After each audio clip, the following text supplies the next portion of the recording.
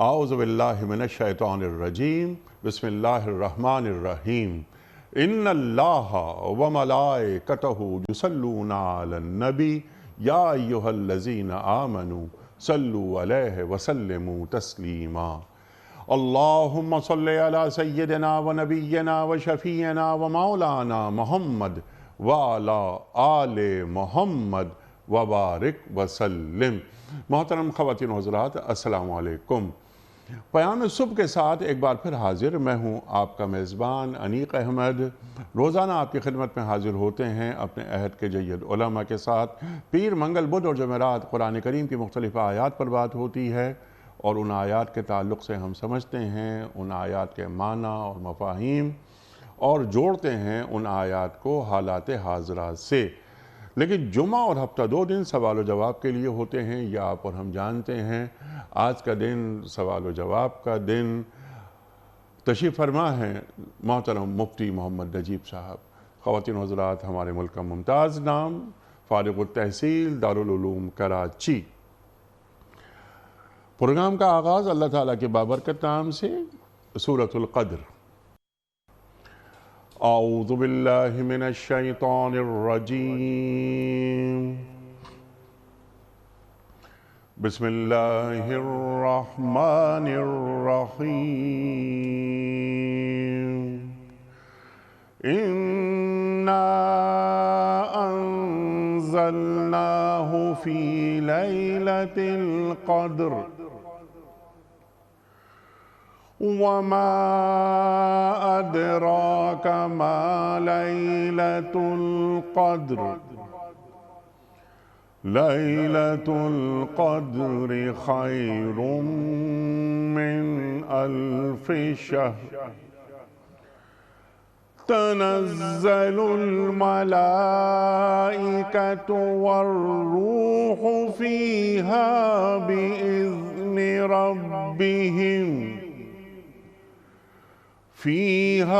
بإذن ربهم من كل أمر سلام هي حتى مطلع الفجر صدق اللہ العظیم۔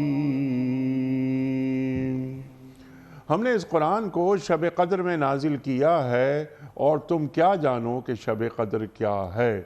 شب قدر 1000 مہینوں سے زیادہ بہتر ہے۔ فرشتے اور روح اس میں اپنے رب کے اذن سے ہر حکم لے کر آتے ہیں۔ وہ رات سلامتی ہے طلوع فجر تک۔ صدق اللہ العظیم۔ محترم مفتی نجیب صاحب کی خدمت میں آج کے پروگرام کے حوالے سے پہلا سوال محترمہ صبیہ نثار صاحبہ کا ہے۔ مفتی صاحب، ہمارے ہاں عدالتی خلا کا رواج ہوتا جا رہا ہے۔ عدالتی خلا کی کیا حیثیت ہے؟ کیا عدالتی خلا سے طلاق ہو جاتی ہے؟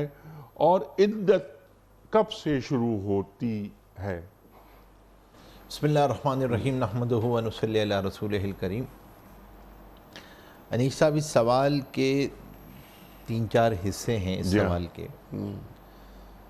اس میں سب سے پہلا سوال جو محترمہ نے کیا ہے وہ یہ ہے کہ کیا عدالتی خلا سے طلاق واقع ہو جاتی ہے یا نہیں؟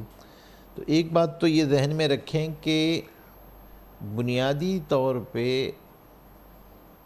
یہ عدالتی خلا جو ہے یہ تنسیخ نکاح ہے، نکاح کو فسخ کرتا ہے قاضی، لیکن کس بنیاد پہ کرے گا یہ؟ تو اس کی کچھ بنیادیں ہیں جس کی بنیاد پہ وہ کر سکتا ہے، ورنہ خلا باہمی رضامندی سے واقع ہوتی ہے اصولی طور پہ تو۔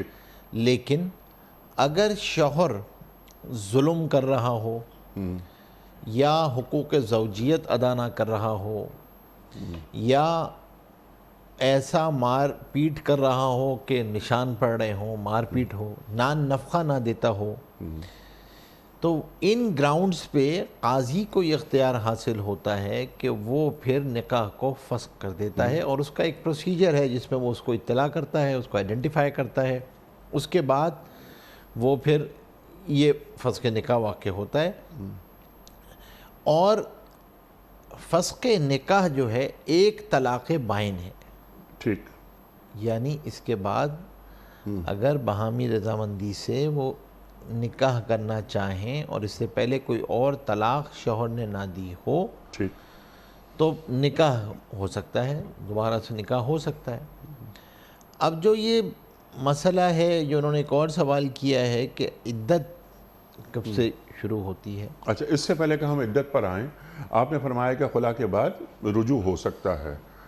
طلاق رجعی ہے نا, طلاق بائن ہے, نکاح ہوگا.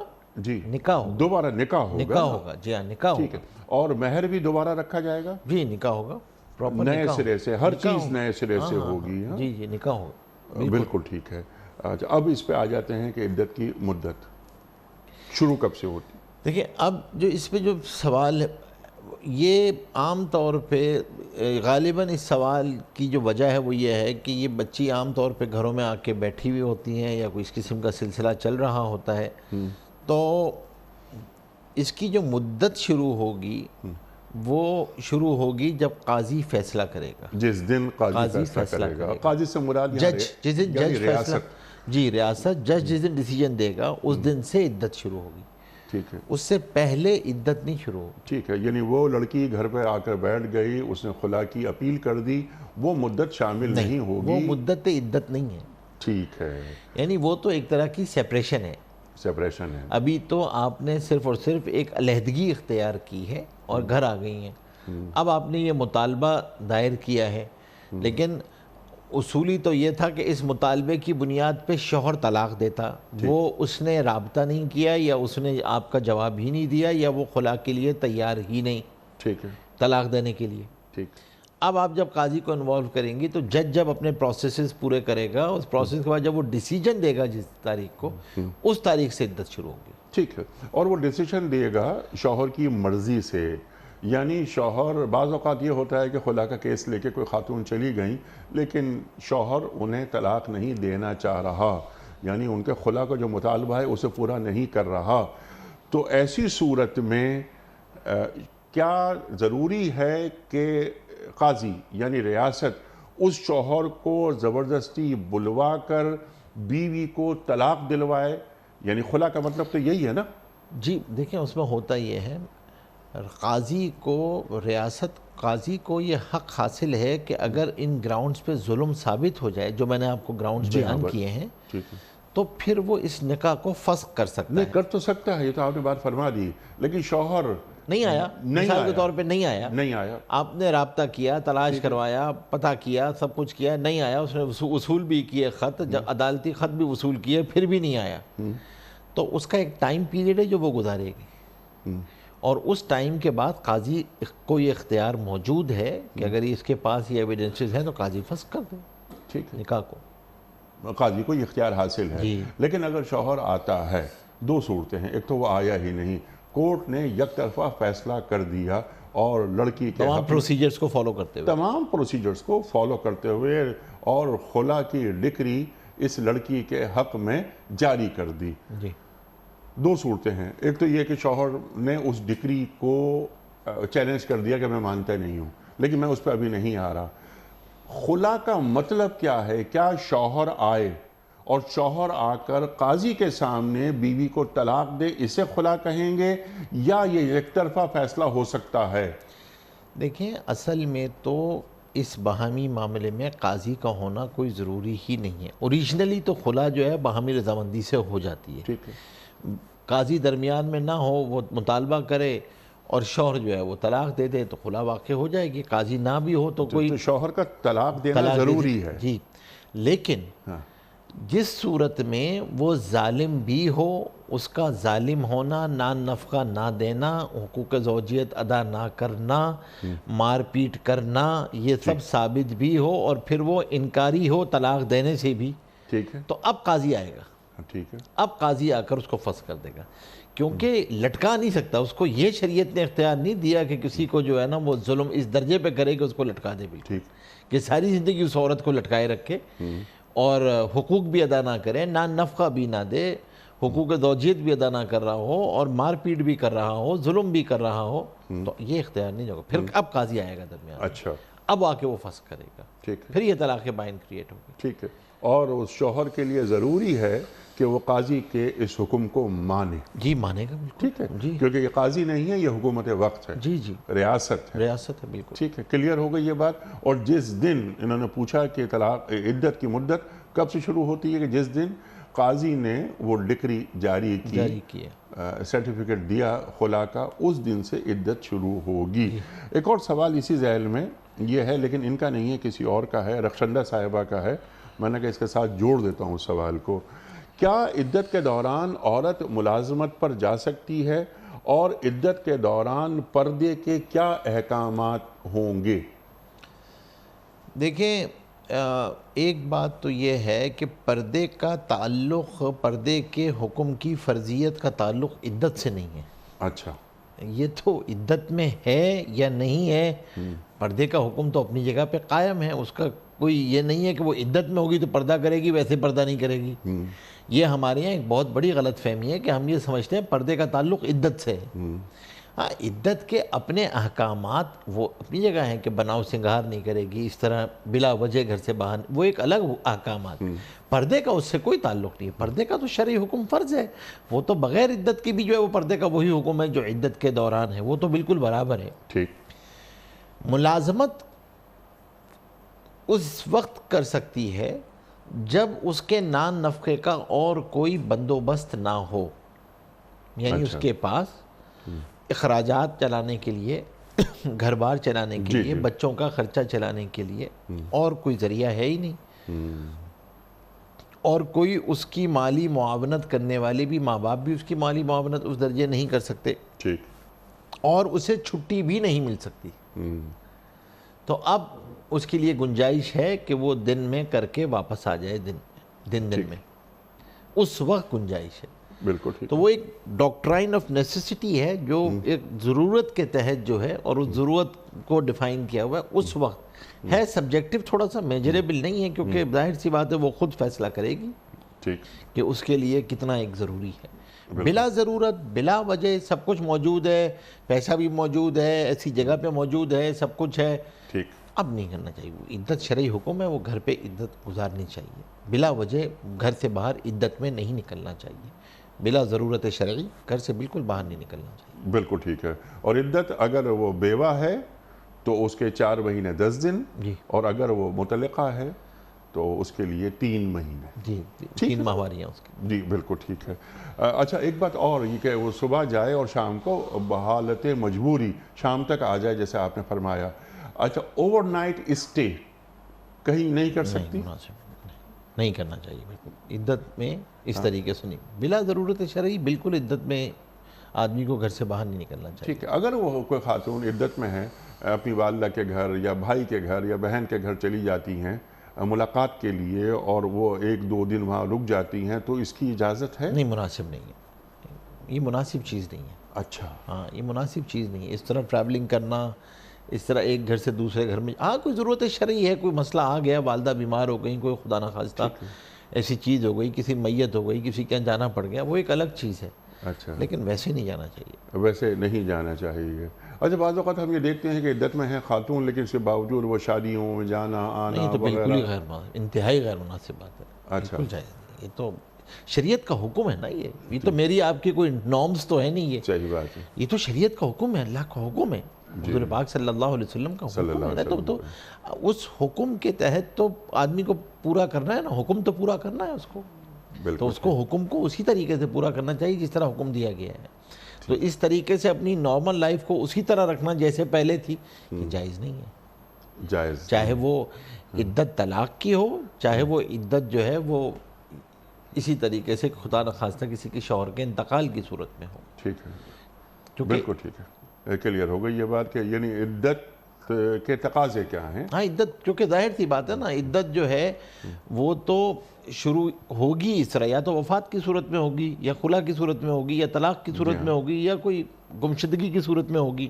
کوئی جو بھی ایسی صورتیں، جو بھی صورت جس میں عدت شروع ہو جائے، ٹھیک تو پھر عدت کے اپنے احکامات ہیں اور وہ لاگو ہوں وہ گے لاگو ہر صورت، ہر صورت بالکل، الا یہ کہ کوئی بڑی ضرورت شرعی آ جائے، وہ ایکسیپشنل ہے نا، وہ ایکسیپشنلز ہیں، وہ تو یعنی استثناء ہے جی وہ استثناء ہے، بالکل، اس کو جنرلائز ہم نہیں نہیں بالکل کر نہیں کر سکتے۔ محمد شاہد صاحب کراچی سے، ان کا سوال یہ ہے کہ انٹرنیٹ پر غیر ملکی کرنسی کی خرید و فروخت کے بارے میں دین کیا کہتا ہے؟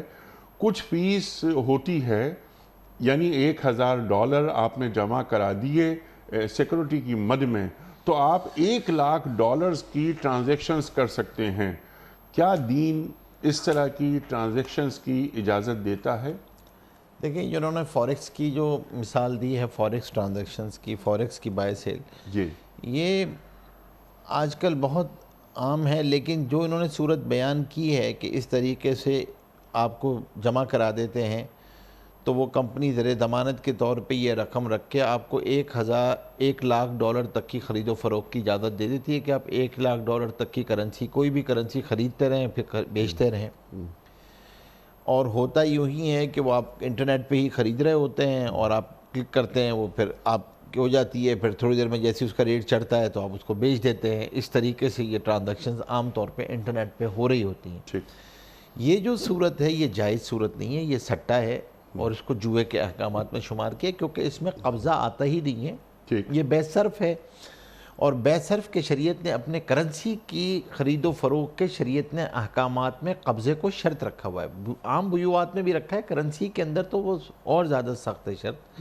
اور یہاں پر کچھ قبضہ نہیں ہوتا کیونکہ وہ ڈیلیوریبل اتنی آسانی سے ہوتے نہیں ہیں، اور پھر دوسری بات یہ ہے کہ اس میں کوئی قبضہ بھی آپ کا بھی نہیں آیا ہوتا، تو آپ اس کو آگے بیچ دیتے ہیں اور وہ منٹوں میں، چند منٹوں کی ٹرانزیکشن ہو رہی ہوتی ہیں، بعض دفعہ گھنٹوں پہ محیط ہوتی ہیں، تو اس کو جائز نہیں ہے وہ ٹرانزیکشن۔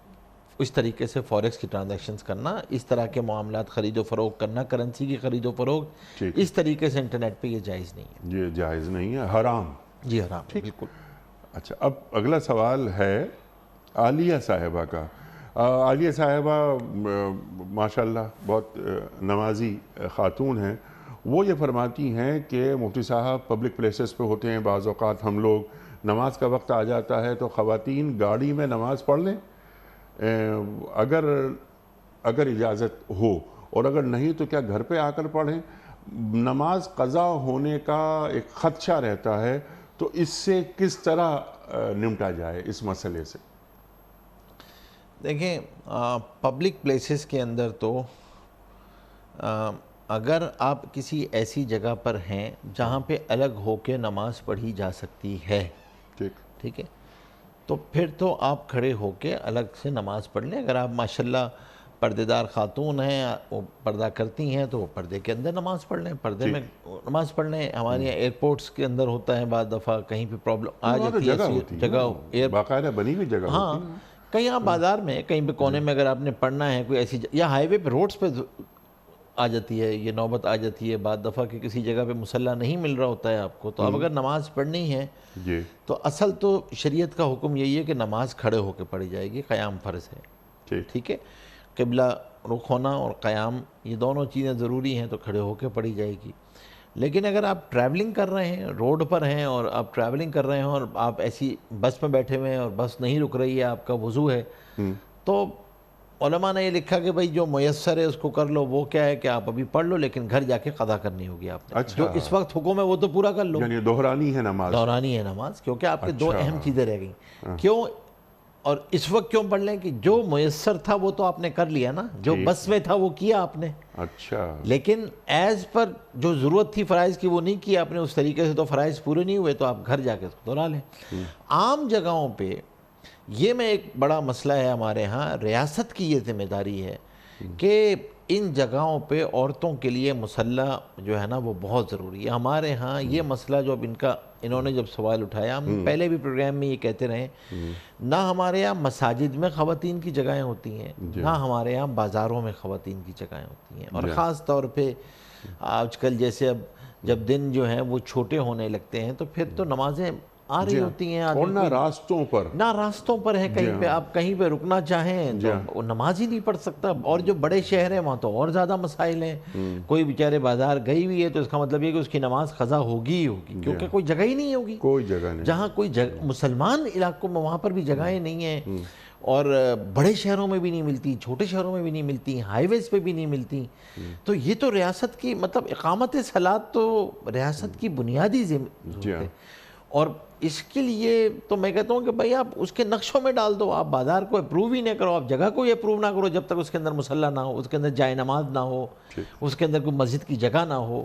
مطلب دو چیزیں ہمارے ہاں، ایک اسی طریقے سے آپ کو کہیں پہ ٹوائلٹ، پبلک ٹوائلٹس نہیں ملیں گے، آپ کو مطلب طہارت کا حکم ہے اور ہمارے فرائض میں شامل ہے، ایمان کا حصہ ہے، اور اس کے باوجود ان دونوں کی کوئی چیز آپ کو نہیں ملے گی. آپ کو نہ آپ کو خواتین کے نماز پڑھنے کی جگہیں ملیں گی، نہ آپ کو جو ہے وہ طہارت کے لیے جو ہے وہ کوئی آپ کو ٹوائلٹس مل رہے ہوں گے، پبلک پلیسز میں بھی نہیں ہے. جی ہاں.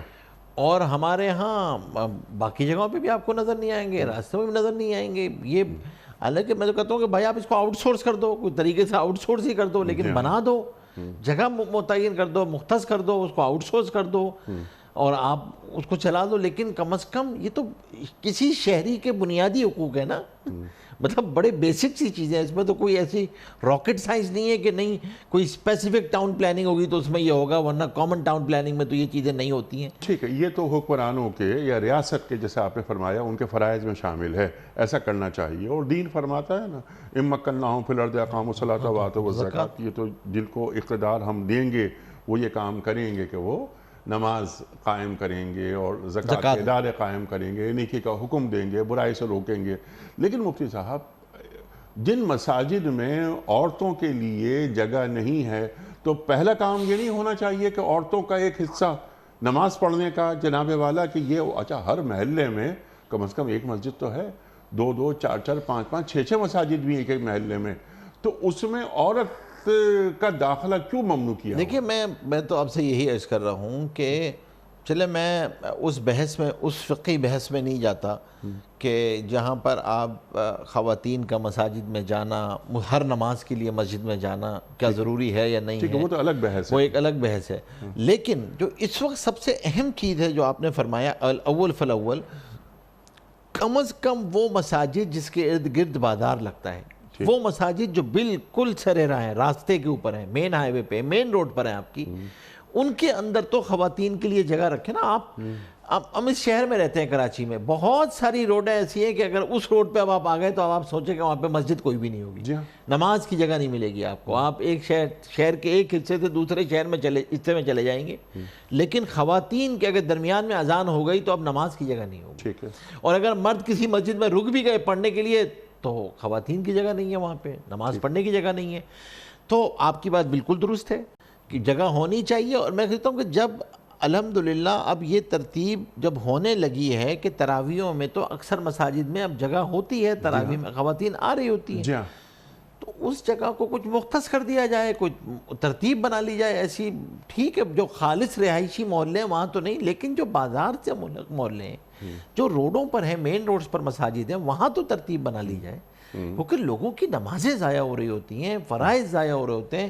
وہ خواتین کی بھی مجبوری ہے، وہ کیسے جائے گا کہ وہ 1 گھنٹے 1.5 گھنٹے کی مسافت سے آئے ہوئے ہیں نماز کے لیے مشکل سے نماز کا وقت ہی 1.5 گھنٹہ ہے، تو اس میں کیسے ہوگا؟ رات کو جا نہیں سکتے، رات کو نکل نہیں سکتا، تو آدمی کے لیے مشکل ہو جاتی ہے. آپ کی بات بالکل درست ہے، مسجد کمیٹیوں کو اس کے لیے چاہیے کہ وہ اس کا خاص طور پہ اہتمام کام کریں. ہو رہا ہے اس پر، اور کچھ مساجد میں ہم دیکھتے ہیں الحمدللہ شروع بھی ہو گیا، اللہ کا شکر، اور پھر انہوں نے اس کی کوئی ترتیب بنائی بھی ہے. لیکن ضرورت ہے کہ اس کے لیے ابھی بھی اس کی مہم چلائی جائے، کیونکہ ابھی بھی ہمارے بازاروں میں خواتین کے لیے نماز پڑھنے کی جگہ نہیں ملتی.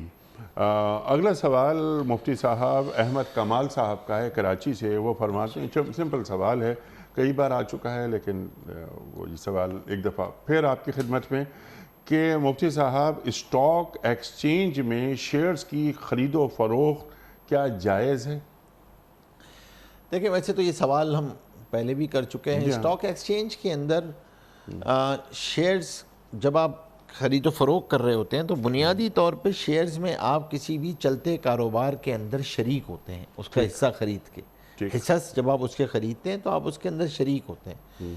اب یا تو آپ دائمی مستقل بنیادوں پہ ہو رہے ہوں گے کہ آپ نے جو ہے نا وہ لمبے عرصے کے لیے ہونا ہے، یا یہ کہ آپ نے وہ حصہ تھوڑی دیر کے لیے خریدا ہے، چند دن کے لیے خریدا ہے، اس کے بعد آپ اس کو حصے کو بیچ کے نکل جائیں گے. دونوں صورتوں میں پہلی بات تو اس کی سب سے بڑی شرط یہ ہے کہ جس کاروبار میں شریک ہوئے ہیں وہ حلال ہونا چاہیے کاروبار، ان کا اپنا کاروبار حلال ہونا چاہیے. اور اب اس کے اندر ایک آسانی یہ ہوئی ہے، کم از کم کراچی اسٹاک ایکسچینج کے اندر تو انہوں نے شرعی معیارات کے اوپر انڈیکس بنا دی ہے کہ یہ کمپنیاں ہیں جن کے شیئرز کو آپ خرید سکتے ہیں. اچھا، وہ وہاں پہ جا کے ان شیئرز کے اندر ہی خرید و فروخت کریں، دوسرے شیئرز میں آپ جائیں نہیں، کیونکہ وہ باقاعدہ جتنے بھی پاکستان کے اندر کمپنیاں ہیں جو شریعہ کمپلائنٹ ہیں ان کو انہوں نے اس انڈیکس میں ڈال دیا ہے. ٹھیک، تو آپ اس انڈیکس میں MI انڈیکس میں جو ہے وہ کیا کہتے ہیں چلے جائیں آپ، اور اس سے جا کے آپ خرید و فروخت کر لیں. اس کے ساتھ جو ایک اور شرط ہے حلال کے ساتھ کہ جب تک وہ شیئر آپ کے قبضے میں نہ آئے اس وقت تک آپ اس کو بیچ نہیں سکتے. قبضہ ہمارے ہاں T+2 ہے، ٹرانزیکشن کے 2 دن بعد آپ کے قبضے میں آتی ہے، آپ کے اکاؤنٹ میں چیز شیئر گرتا ہے کہ اس کے بعد آپ اس کو بیچ سکتے ہیں. ڈے ٹریڈنگ الاؤ نہیں ہے شریعت میں، یعنی آج ہی خریدا آج ہی بیچ دیا، یہ کیونکہ آج جو آپ خریدتے ہیں وہ آپ کے قبضے میں نہیں آتا ہے، تو وہ آپ کو جائز نہیں ہے. تو شیئرز کے یہ چند بنیادی سے موٹے موٹے اصول ہیں کہ اس کا ہم خاص طور پہ لحاظ رکھیں. لوگوں کو، عام لوگوں کو آسانی کے لیے جو ہے اب تو آسانی صورت یہ بھی ہو گئی ہے کہ اب تو کچھ بروکرز بھی اس کے لیے مختص ہو گئے ہیں، وہ کرتے ہی صرف شریعہ کمپلائنٹ انویسٹمنٹ ہیں کہ اگر آپ نے ان بروکرز کے ساتھ کر لیں تو وہ صرف اور صرف انہی کمپنیوں میں جا کے کریں گے جو شریعہ کمپلائنٹ ہیں، اس کے علاوہ وہ ان باقی کمپنیوں میں انویسٹ ہی نہیں کریں گے. تو وہ آپ کو پتہ چلتا رہتا ہے.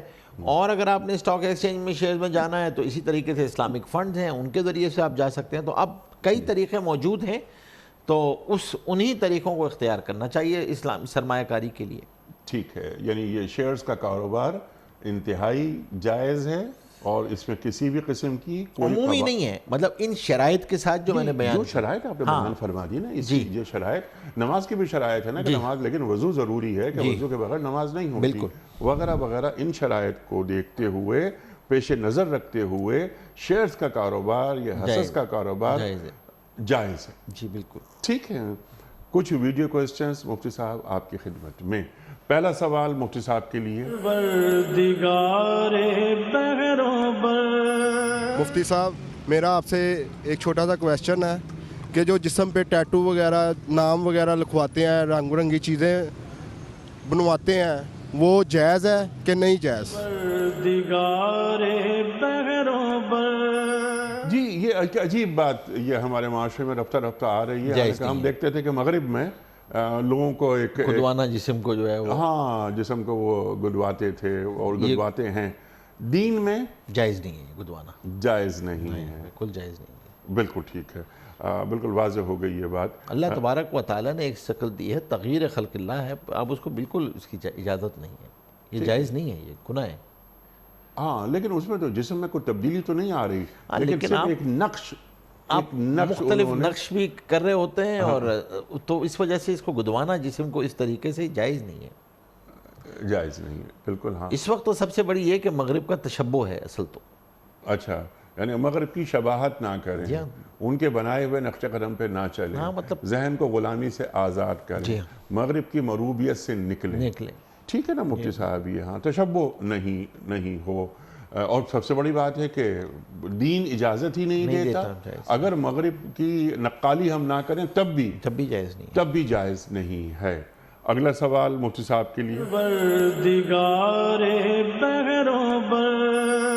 السلام علیکم مفتی صاحب، میرا آپ سے یہ سوال ہے کہ اگر بہن بھائی ضرورت مند ہے تو ان کو صدقہ دیا جا سکتا ہے؟ بہن بھائی وہ صدقات نافلہ ہوں، صدقات واجبہ ہوں، دیا جا سکتا ہے. اس میں کوئی اچھا ایک بات اور اس سوال کے ذیل میں، کس کس کو زکوٰۃ نہیں دی جا سکتی، یہ ذرا واضح کر دیں. آپ جن سے پیدا ہوئے، جو آپ سے پیدا ہوئے، اور رشتہ زوجیت، ان میں زکوٰۃ نہیں جا سکتی. ٹھیک ہے. یعنی میں ماں باپ کو زکوٰۃ نہیں دے سکتا، دادا دادی کو زکوٰۃ نہیں دے سکتا، بیٹے کو زکوٰۃ نہیں دے سکتا، پوتے کو زکوٰۃ نہیں دے سکتا، بیٹی کو زکوٰۃ نہیں دے سکتا، نواسی کو زکوٰۃ نہیں دے سکتا، بیوی شوہر کو زکوٰۃ نہیں دے سکتی، شوہر بیوی کو زکوٰۃ نہیں دے سکتا. اچھا، بیوی شوہر کو زکوٰۃ نہیں دے سکتی؟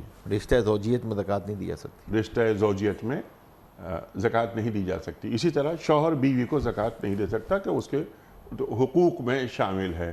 تو یہ بالکل ایک بات واضح ہو گئی کہ میرے والد، میرے دادا، میرا بیٹا، میرا پوتا، میرا نواسا، میری نواسی، میری پوتی، میرا پوتا، ان کو زکوٰۃ نہیں دی جا سکتی. اطراف میں دے سکتے ہیں. اطراف میں تو اس کا بہن بھائی ہو گئے نا، تو آپ ان کو، بہن بھتیجوں کو، بھانجوں کو، ان کو آپ زکوٰۃ دے سکتے ان کو دے سکتے ہیں. یہ دین کا اصول ہے. اور زکوٰۃ صرف 4 چیزوں پر ہے. ہیں. زکوٰۃ صرف 4 چیزوں پر ہے. زکوٰۃ جو ہے وہ سونا، چاندی، کرنسی، کیش ان ہینڈ اور مال تجارت، ٹریڈیبل گڈس. جس مال کو خریدتے وقت بیچنے کی نیت متعین تھی وہ ہے مال تجارت. بالکل. کیش کسی بھی صورت میں ہو، اور اسی طریقے سے گولڈ کسی بھی صورت میں ہو، چاندی کسی بھی صورت میں ہو. اور گولڈ اور سلور کے اندر مارکیٹ ویلیو کا اعتبار ہوگا، قیمت خرید کا اعتبار نہیں ہوگا. اسی طریقے سے کرنسی میں جو آج مارکیٹ ویلیو ہے، اگر کوئی فورن کرنسی ہے تو اس کا اعتبار ہوگا. ٹھیک ہے. اگر آپ نے کسی جگہ پہ سرمایہ کاری کی ہوئی ہے تو اس کے اوپر بھی زکوٰۃ آئے گی.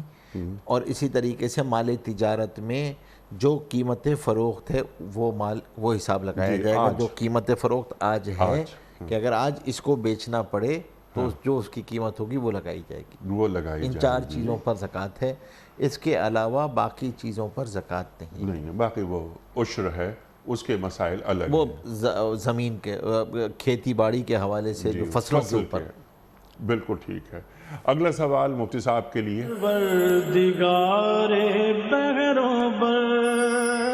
السلام علیکم مفتی صاحب، میرا سوال آپ سے یہ تھا کہ جو لوگ باہر ملک میں شادی کرتے ہیں صرف گرین کارڈ کے لیے، تو یہ شادی جائز ہوتی ہے کرنا اس طرح یا نہیں؟ جزاک اللہ. اس سے پہلے کہ آپ جواب دیں، مجھے خوشی اس بات کی ہوئی کہ ان صاحب نے ماسک لگایا ہوا تھا، یعنی یہ SOPs کو فالو کر رہے ہیں. ہمارے وہاں بہت سارے لوگ نہیں کرتے. یہ ایک نقصان پہنچاتے ہیں اپنے آپ کو بھی اور معاشرے کو بھی. دوسرے کو بھی نقصان پہنچاتے ہیں. ارشاد. اب سوال کا جواب دیکھیں، جو انہوں نے سوال کیا کہ شاید شرعاً تو نکاح ہو جاتا ہو لیکن اس کا گناہ بہت شدید ہے، اور یہ گناہ بھی جو ہے نا وہ گناہ جاریہ ہے. وجہ اس کی یہ ہے کہ جب آپ اس کو چھوڑ کر آ جاتے ہیں اور اس کو چھوڑ دیتے ہیں، اس کو طلاق دے دیتے ہیں، تو آپ کی تو پہلے سے کہیں نہ کہیں یہ نیت پنہاں ہوتی ہے کہ بھئی اس کو میں چھوڑ دوں گا، اس کو طلاق دے دوں گا. نہیں، اگر اس صورت میں کہ نہیں مجھے طلاق نہیں دینی ہے، مجھے رہنا ہے، لیکن مجھے پاسپورٹ مل جائے گا، میں اپنی بیوی کے ساتھ بڑا مخلص ہوں، بہت سچا ہوں، تو کیا تب جائز ہے؟ دیکھیں، اگر تب کوئی گنجائش ہے تو شرعاً تو شاید جائز ہوگا. نکاح اگر کوئی کر لے گا تو شرعاً تو شاید جائز ہوگا. اس کی نیت کا فطور ضرور آپ کہہ سکتے ہیں، لیکن اس کی وجہ سے نکاح کے عدم جواز کا فیصلہ تو مشکل ہے نا. نکاح تو جائز ہو جائے گا. اگر وہ خاتون کسی ایسے ملک میں رہ رہی ہیں کہ جہاں اکثریت مسلمانوں کی نہیں ہے، یعنی غیر مسلم ریاست ہے، ایک مسلم ریاست سے، پاکستان سے ایک لڑکا شادی کرتا ہے، یعنی امریکہ میں یا انگلینڈ میں یا فرانس وغیرہ میں، اور صرف اس وجہ سے کہ میں وہاں چلا جاؤں گا تو میں وہاں رہوں گا، میری معیشت بحال ہو جائے گی، مزید مضبوط ہو جائے گی، تو کیا یہ فکر دینی فکر سے؟ یہ ایک اور سوال ہے. یہ سوال یہ ہے کہ کیا غیر مسلم ممالک کے اندر جہاں مسلمانوں کی اکثریت نہیں ہوتی ہے اس میں ہجرت کرنا، ملک چھوڑ کر، مسلمان ملک کو چھوڑ کر جا کر وہاں پر بسنا جائز ہے یا نہیں ہے؟ سوال یہ ہے. جی بالکل. اور اس میں شادی ہو رہی ہے، اور اس میں شادی، نکاح ہو رہا ہے، اور نکاح تو ہجرت کا ثواب تو اس کے مقصد پر ہے نا، کہ ہجرت کا جو ثواب کتنا زیادہ ہے. لیکن میں ہجرت کر رہا ہوں ڈالرز کے لیے یا پاؤنڈز کے لیے. اس کے لیے تو دیکھیں، ہجرت تو ان جگہوں پر صرف اور صرف دین کی نیت سے جائز ہے. اس کے علاوہ ہجرت تو جائز ہی نہیں ہے، کیونکہ آپ اپنی آنے والی نسل کو اسٹیک پہ لگا رہے ہوتے ہیں. ٹھیک. آپ کی آنے والی نسل خطرے میں ہوتی ہے. یہ بات تو متعین ہے تقریباً. اور جب آدمی صرف روزگار کے لیے جا رہا ہو، صرف دنیا کے لیے جا رہا ہو، یا عورت کے لیے جا رہا ہو، یا صرف اور صرف اس خاص نیشنلٹی کو حاصل کرنے کے لیے جا رہا ہو اور وہیں رہ رہا ہو، تو ظاہر سی بات ہے اس کے لیے دینی جواز تو شریعت تو اس میں اجازت نہیں دیتی ہے. وجہ اس کی یہ کہ جب آپ ایک مسلمان ملک کو چھوڑ کے جا رہے ہوتے ہیں، کم از کم، ویسے یہ تو اللہ تبارک و تعالی مقدر ہے کہ ظاہر سی بات ہے ہمارے ہاتھ میں نہیں ہے. ہمارے ہاتھ میں کیا ہے کہ ہم اپنی نسل کے لیے ایک اچھا ماحول فراہم کریں، ان کو ایک ایسی ریاست فراہم کریں کہ جہاں پہ کم از کم دین پہ چلنا ان کے لیے آسان ہو، چیلنج نہ ہو. خود آپ اس کو ایک ایسے چیلنج میں جا کے ڈال دیں جہاں اس کو نگاہ کی حفاظت مشکل ہو، دین پہ چلنا مشکل ہو، تو وہ شاید یہ نسل جو آپ کے ساتھ ہجرت کرتی ہے یہ تو بچ جاتی ہے، پھر بھی اس نے اپنے ماں باپ کو دیکھا ہوتا ہے. بعد میں آنے والی نسل جو ہے نا وہ بہت خطرے کا شکار ہوتی ہے. اور یہ وہ آپ کا فیصلہ ہوتا ہے جو آپ نے کیا ہوتا ہے اس جذبات میں، کسی وجہ سے، جس بھی وجہ سے بھی. رزاق تو اللہ کی ذات ہے نا، وہی یہاں پر ہے وہی وہاں پر ہے، رزاق تو اللہ کی ذات ہے. تو کم از کم اس طرح کے فیصلوں میں، انتہائی فیصلوں میں اس بات کا لحاظ رکھنا چاہیے. اور آپ نے جو خود یہ حدیث بھی ہے، یہ بخاری شریف کی پہلی حدیث ہے، انما الاعمال بالنیات انما لامرئ ما نویٰ. اور اس حدیث کے اندر خود ہے جو عورت کے لیے ہجرت کرتا ہے اس کو عورت مل جاتی ہے. جو جس کے لیے ہجرت کرے گا، ہجرت ایک ایسا عمل ہے جس نیت سے کی جائے وہ پوری ہو جاتی ہے. عجیب اللہ تبارک و تعالیٰ نے نفس عمل کے اندر یہ تاثیر رکھی ہوئی ہے. تو اگر اس نیت سے کرے گا تو وہ تو مل جائے گی اس کو. مال میں کرے گا تو مال شاید مل جائے گا، لیکن آدمی دنیا کو حاصل کرے دین قربان کر کے تو یہ تو انتہائی خسارے کا سودا ہے نا. یا اس کو اسٹیک پہ لگا کے، یا اس کو خطرے میں ڈال کے، اپنے ایمان کو خطرے میں ڈالے، اپنے گھر والوں کے ایمان کو خطرے میں ڈالے، تو یہ تو خطرے کی بات ہے، خطرناک بات ہے.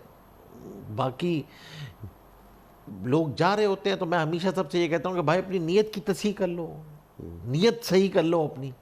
کم از کم آپ کا یہ سفر عبادت بن جائے گا. اپنی نیت یہ کر لو، وہاں جا کے کوشش کر لو اس نیت کے اعتبار سے کہ جب یہ نیت کرو گے تو اللہ اسباب بھی میسر کرے گا. کیا نیت کرو؟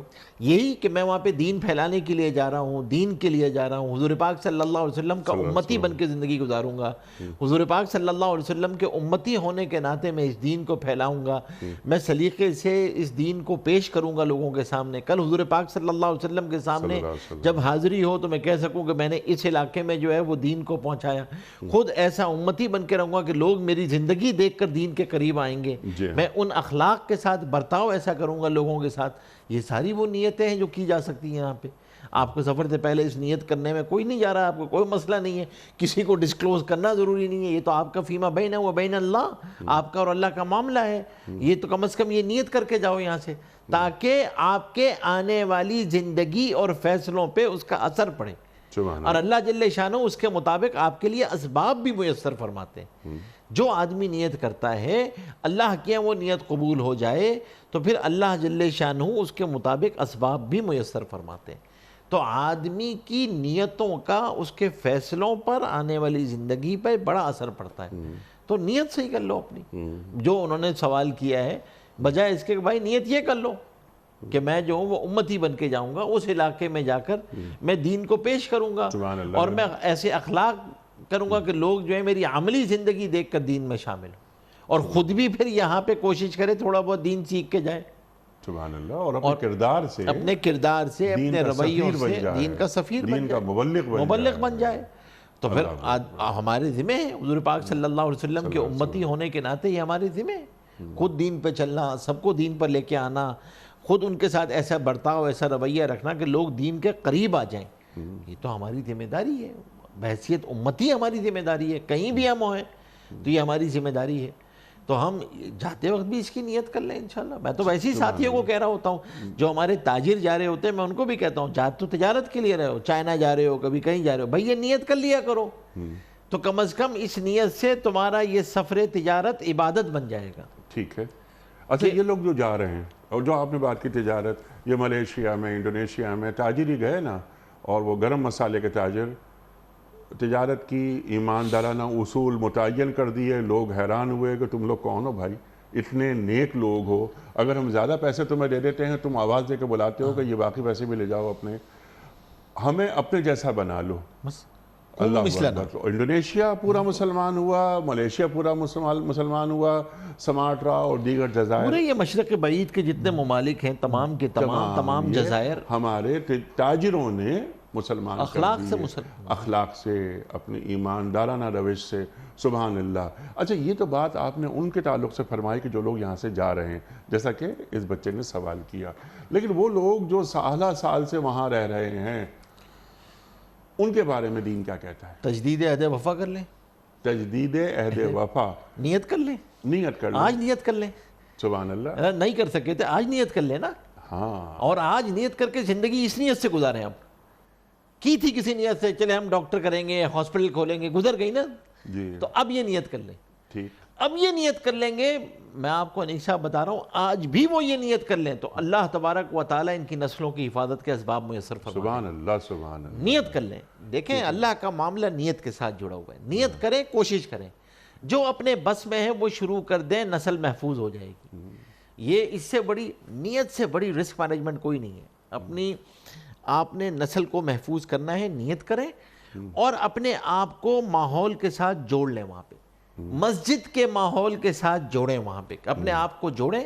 نیت کریں گے تو یہ سب چیزیں آسان ہوتی چلی جائیں گی، اور اگر نیت ہی نہیں کریں گے تو پھر یہ بہت مشکل ہے.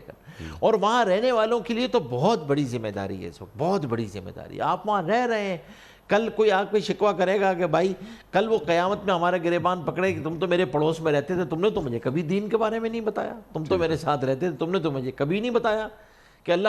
تو وہ جو وہاں بیٹھے ہوئے ہیں وہ تو ایسے ہیں کہ جیسے خزانے کے اوپر بیٹھے ہوئے ہیں، نہ خود فائدہ اٹھا رہے ہیں نہ دوسرے کو فائدہ اٹھانے دے رہے ہیں. بھائی تمہارے پاس موجود ہے ایمان کی دولت، صرف اخلاق کے ذریعے ان کو قریب لے کر آنا ہے، ان کو پیش کرنا ہے.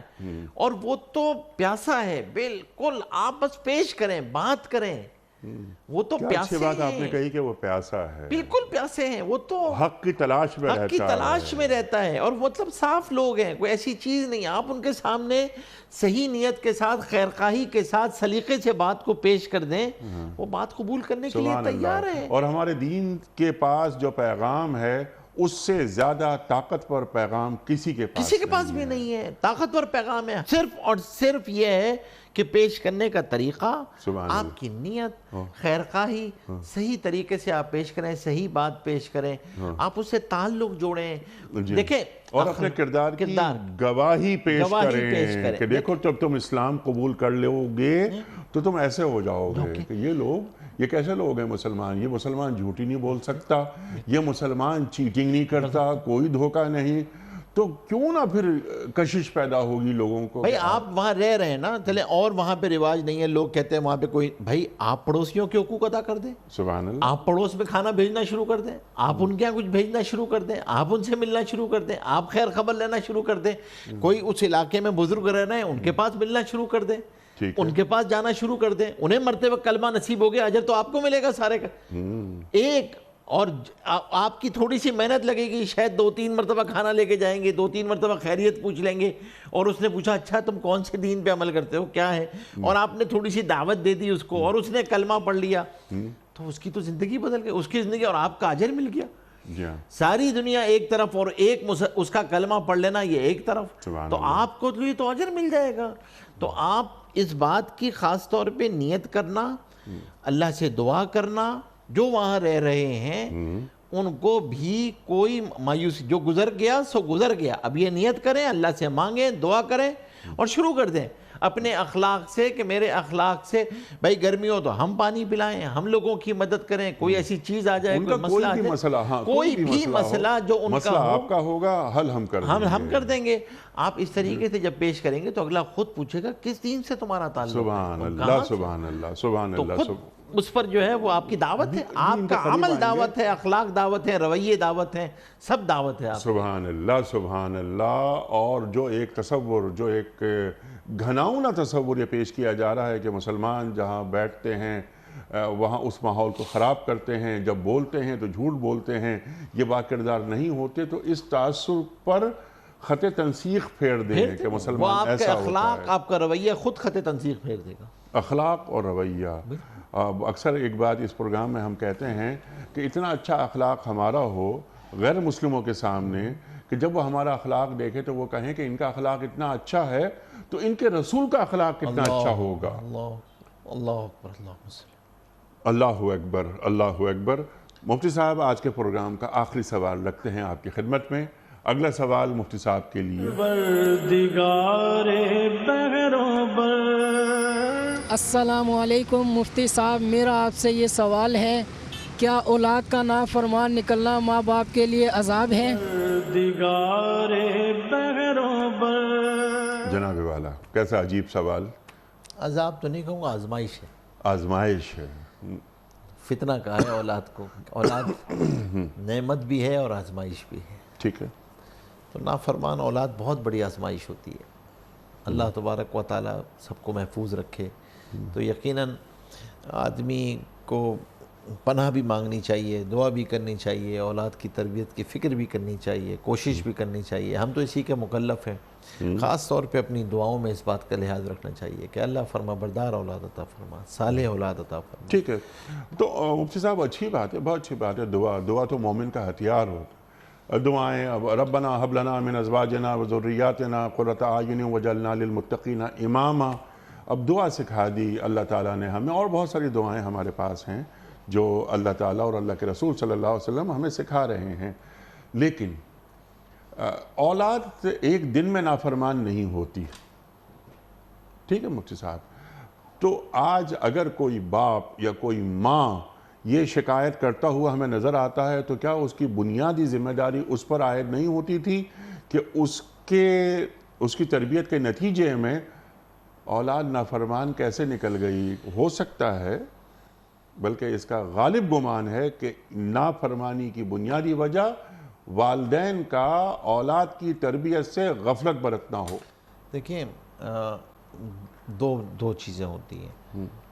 ایک تو بات وہی ہے جو آپ نے فرمائی، اگر یہ بات ہے تو یقیناً اگر انہوں نے غفلت برتی ہے، جو وقت اس کی تربیت کا تھا، جو وقت اس کو نکھارنے کا تھا، اس کو وقت دینے کا تھا، اس کے ساتھ بیٹھنے کا تھا، اس وقت اس کے ساتھ نہیں بیٹھے، اس کے ساتھ وقت نہیں دیا اس کو، اور اب جب اس کے رویے بگڑ گئے، اس کے اخلاق بگڑ گئے، تو اب ہم شکوہ کرتے ہیں تو یہ شکوہ اپنے آپ سے کرنا چاہیے، کسی اور سے نہیں کرنا چاہیے، کیونکہ آپ نے اس میں غلطی کی۔ لیکن بعض دفعہ یہ بھی ہوتا ہے، میں اس لیے کہہ رہا ہوں کہ بعض دفعہ یہ بھی ہوتا ہے کہ سب کچھ کے باوجود بھی اولاد نکل جاتی ہے، ٹھیک ہے، تو پھر وہ آدمی کی اللہ کے اوپر معاملے کو چھوڑنا چاہیے، کیونکہ بعض دفعہ اس طرح سے آزمائش آتی ہے کہ آدمی سب کچھ کیا، سب پوری کوشش کی۔ تو اولاد کی تربیت کے لیے کس عمر تک والدین پر ذمہ داریاں ہیں؟ دیکھیں آدمی کم از کم 15 سے 18 سال کی عمر تک تو اس پہ ذمہ داری ہے کہ وہ پوری ان پہ ذمہ داری ہے۔ اس کے بعد تو آپ ہاتھ چھوڑ سکتے ہیں نا، بالغ ہو گیا، اب تو عاقل ہے، بالغ ہے، فیصلے کر سکتا ہے۔ یعنی 18 سال کی عمر تک 15 سال کی عمر میں بالغ ہو جاتا ہے، ٹھیک ہے، 18 سال تک اگر بیٹا یا بیٹی اس کے بعد نافرمان نکلتے ہیں تو والدین کی ذمہ داری نہیں ہے؟ نہیں، والدین کی ذمہ داری کس اعتبار سے؟ دیکھیں ذمہ داری تو ہم نے جو کرنا تھا ہم نے تو کیا، ہم نے کر دیا، اب تم لوگ 18 سال کے ہو گئے یا 20 سال کے ہو گئے یا 22 سال کے ہو گئے، آپ نے اس کو ماحول، آپ نے اس کو ایک دیا، بنیاد رکھی، اب اگر وہ اس بنیاد پہ عمارت نہ کھڑی ہوئی تو، لیکن یہ یاد رکھیے گا، تجربہ ہے، مشاہدہ ہے، اگر آپ نے یہ بنیاد ڈالی ہے، یہ خم تھوڑے عرصے کے لیے تو آئے گا، کچھ ماحول کسی وجہ سے، کسی صحبت سے، کسی بد صحبت سے وہ ادھر ادھر ہو جائے، لیکن یہ پھر پلٹ کے آئے گا کیونکہ بنیاد صحیح ہے، اور بچہ راہ راست پہ آ جائے گا۔ لیکن میرا سوال آپ سے یہ تھا، آپ نے بہت اچھی بات فرمائی کہ اگر کوئی بچے میں ٹیڑھ آئی تو وہ ٹھیک ہو جائے گا، کیونکہ اندر جو ہارڈ ڈسک ہے نا اس کے اندر تربیت جاری ہے، اس میں وائرس نہیں، اس میں وہ جو اس میں وائرس نہیں ہے، اس میں وائرس نہیں ہے، تو وہ آپ کی اگر ہارڈ ڈسک صحیح ہے، کور صحیح ہے نا، تو یہ انشاءاللہ اس کو دوبارہ صحیح کر دے گا۔ ہاں اگر خدا نہ خواستہ اس وقت آپ نے صحیح نہیں کیا تھا، ٹھیک ہے، اور وہ اس وقت خوف کی وجہ سے کچھ نہیں بولا، تو پھر تو یہ اپنا قصور ہے، کیونکہ پھر آدمی کے لیے مشکل ہوتا ہے آگے چل کے،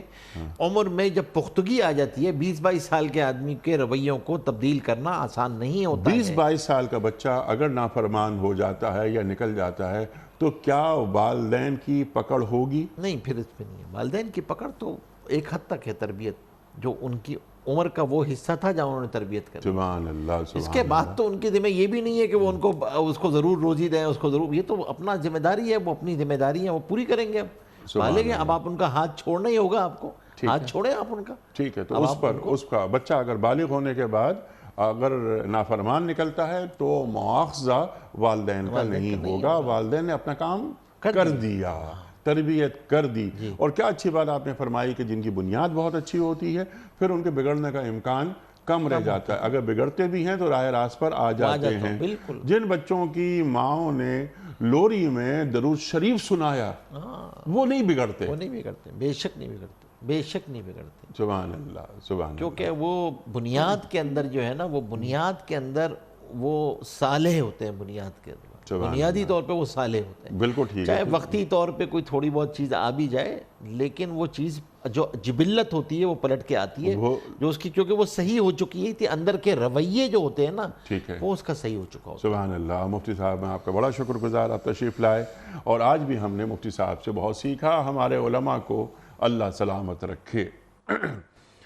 وقت مکمل ہوا ہمارے آج کے پروگرام کا. آپ اور ہم جانتے ہیں کہ اختتام ہوتا ہے پیام صبح کا روزانہ ایک قول پر، اور وہ قول ہوتا ہے صاحب نہج البلاغہ امیر المومنین حضرت علی مرتضیٰ کرم اللہ وجہہ کا. آپ فرماتے ہیں کہ اختیار، طاقت اور دولت ایسی چیزیں ہیں جن کے ملنے سے لوگ بدلتے نہیں، بے نقاب ہو جاتے ہیں.